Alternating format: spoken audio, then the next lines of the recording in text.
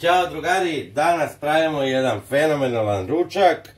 Sve što nam je potrebno je 2 do 3 kašike senfa, začin, peršun, oko 500 g batat krompira i oko kilogram svinjskog vrata sa ili bez kostiju.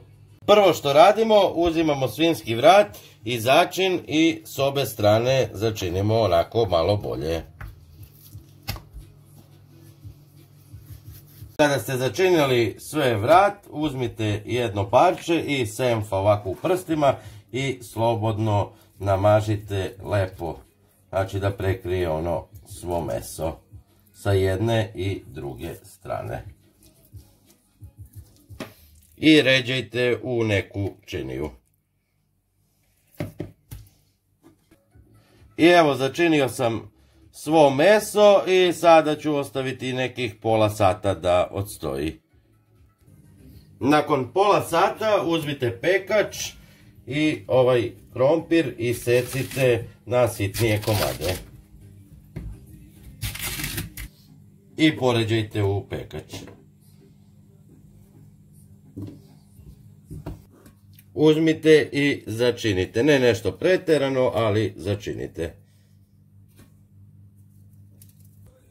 I uzimam šnicle i ređam preko krompira.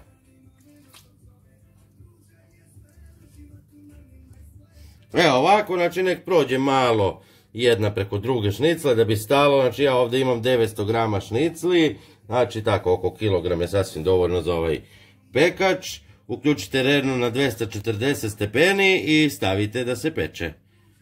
Obavezno poklopac preko. Nakon 45 minuta skinite poklopac i vratite još 5 minuta u rernu. I evo drugari, tačno nakon 50 minuta na 240 stepeni, znači vidite krompir se raspada, vrat je pečen i zapečen, znači fantazija mirisa i ukusa. Probajte, javite mi i hvala vam, ćao!